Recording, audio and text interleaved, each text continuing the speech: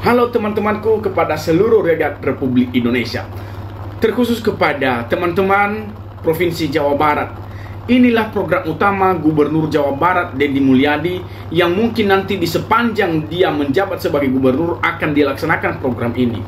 Tentunya program ini ada pujian yang telah disampaikan, ada lontaran pujian yang disampaikan oleh Wakil Presiden Republik Indonesia yaitu Gibran Rakabuming Raka. Tentunya hal ini apa saja sih program Deddy Mulyadi itu yang menuai pujian, bahkan juga ada yang menuai kontroversial. Tentunya kita berbagai masyarakat terkhusus di Jawa Barat ini, mari kita menyimak apa saja program-program ini dan terkhusus apa yang harus disoroti. Khusus untuk koperasi, kami menyampaikan ini bahan koreksi dan bahan pidana ke depan. Saya nyampaikan kemarin ke kantor wilayah BI. Di berbagai daerah, itu apalagi di dekat perusahaan-perusahaan, pasti ada koperasi namanya KOSIPA. Koperasi simpan pinjam. Kalau orang Kerawang pasti senyum. Kelihatannya seperti koperasi. Tetapi sesungguhnya itu adalah rentenir. Yang berbajukan koperasi. Tidak ada anggota yang nyimpan uang di situ. Yang ada adalah yang pinjam. Jaminannya biasanya ATM para pegawai pabrik. Para pensiunan. Dan kemudian negara ruginya dua. Mereka memasang tarif bunga 10%. Mereka tidak bayar pajak.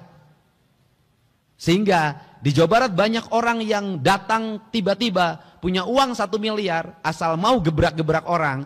Dalam 1 bulan dia tergaji 100 juta. Dan itu melahirkan orang cepat kaya. Orang cepat kaya ini melakukan kekerasan kalau nagih. Dan kemudian mereka tidak bayar pajak. Rugi perbankan yang dibayar pajak dengan bunga rendah. Tetapi untuk perbankan sendiri secara terbuka saya sampaikan di sini. Saya meminta sebagai pemegang saham mayoritas di Bank Jabar untuk menurunkan bunganya. Selanjutnya teman-teman, terkait pada program Deddy Mulyadi yang memberantas koperasi yang berkedok rentenir. Saya berkata di sini ada kekeliruan. Apakah Deddy Mulyadi sudah melakukan penelitian, sudah melakukan investigasi menyeluruh? Apakah Deddy Mulyadi sudah mempertimbangkan terkait kebutuhan dan juga bagaimana perekonomian rakyat Republik Indonesia terkhusus pada Provinsi Jawa Barat ini? Apakah Deddy Mulyadi sudah melihat itu semua? Bagaimana dengan nasib teman-teman kami yang orang jauh-jauh merantau di sini?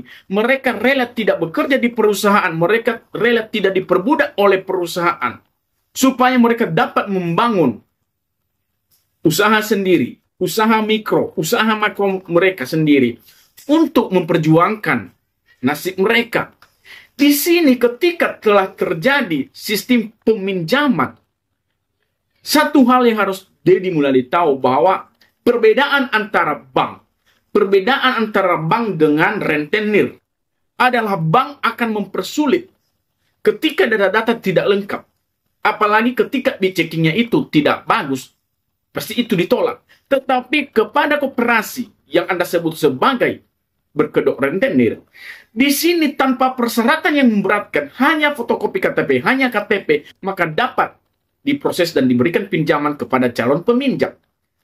Tentunya hal ini seharusnya bersyukur orang-orang yang membutuhkan saat itu. Banyak kalangan masyarakat bawah di saat ini yang sangat membutuhkan keuangan. Terkhusus pada bagaimana ketika anak-anak mereka sekolah, mereka nggak punya uang, mereka rela meminjam kepada koperasi yang Anda sebut sebagai berkedok rentenir. Koperasi yang berkedok rentenir, mereka memberikan pinjaman itu asal dengan persetujuan memenuhi persyaratan sebagai Kitab Undang-Undang Hukum Acara Perdata yang terdapat pada pasal 1320 dan 1388. Di mana suatu persyaratan kesepakatan pada 1320, adanya kesepakatan, adanya tujuan tertentu, tidak ada pemaksaan, cukup umur, cakap hukum, mereka sudah memenuhi.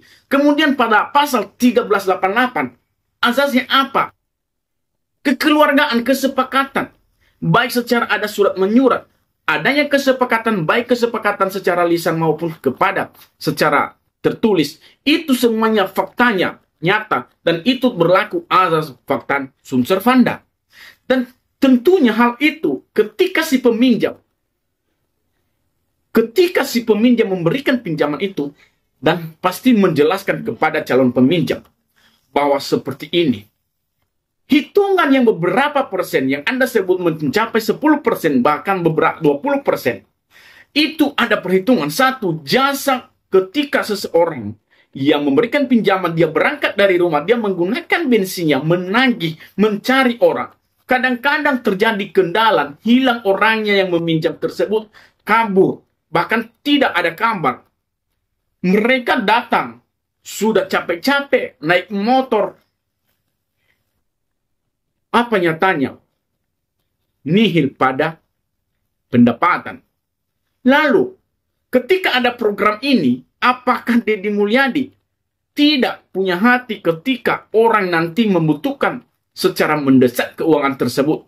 Dengan adanya program ini, tentunya orang yang biasanya meminjamkan, dia akan berpikir panjang. Karena ada ancaman pidananya yang Anda sebut tadinya. Tentunya ketika hal ini dapat ditunda oleh Deddy Mulyadi, seharusnya Deddy Mulyadi memberikan suatu kebijakan. Keluarkan sebuah diskresimu untuk perkooperasian di lapangan ini. Bagaimana sesungguhnya? Terkait pajak yang Anda salahkan di mana mereka nggak bayar pajak. Anda tahu nggak bahwa koperasi ini tidak diawasi oleh OJK? Koperasi berdasarkan Undang-Undang Nomor 25 Tahun 1992 tentang perkoperasian, koperasi ini tidak diawasi oleh OJK karena azasnya kekeluargaan. Dan semua bentuk strukturnya, baik itu kepala anggota merupakan satu badan, adalah keanggotaan semua. Walaupun dia anggota bisa merangkap menjadi ketua. Dan sekaligus ketua bisa merangkap menjadi anggota. Pengawas bahkan bisa menjadi anggota. Bahkan setiap rapat itu, siapa peserta rapatnya adalah keanggotaan. Persyaratan yang mungkin secara hukum yang sah, secara lisensi hukum, bahwa peminjaman sistem perkoperasian berdasarkan Undang-Undang tahun 92 itu memang adalah asasnya kekeluargaan dan memenuhi persyaratan, dan juga adanya pertanggungjawaban dari pihak lain, yaitu adalah keluarga si peminjam. Kemudian ada tanda tangan, ada kartu keluarga, ada KTP yang harus dipenuhi. Kemudian dalam sistem peminjamnya, secara undang-undang itu harus dulu menanam modal, itu perkoperasian. Tetapi yang kami lakukan, yang dilakukan oleh teman-teman kami adalah tanpa seseorang yang meminjam itu harus menanam modal dulu. Tidak. Bahkan ketika kita baru pun bertemu, kita bisa langsung. Dengan adanya suatu sosialisasi, adanya investigasi kami kepada calon-calon peminjam, maka suatu pernyataan perjanjian secara lisan sudah timbul di situ dan ada kesepakatan kita. Sekali lagi saya katakan sama Deddy Mulyadi bahwa ketika Anda melanjutkan program ini, tolong kau pertimbangkan. Diskresimu itulah yang kami inginkan. Ketika ada sesuatu pemahaman yang lebih mendetail kepada kami, bahwa ketika nanti program ini dilakukan, bagaimana dengan teman-teman kami yang saat ini tidak memiliki pekerjaan, mereka hanya mengandalkan perkoperasian ini, mereka hanya mengandalkan sistem peminjaman kepada nasabah. Bagaimana nasib mereka? Puluhan ribuan orang yang melakukan hal yang sama. Bagaimana nasib mereka? Bagaimana usaha mereka? Mereka sudah berusaha bertahan hidup untuk membangun keluarga.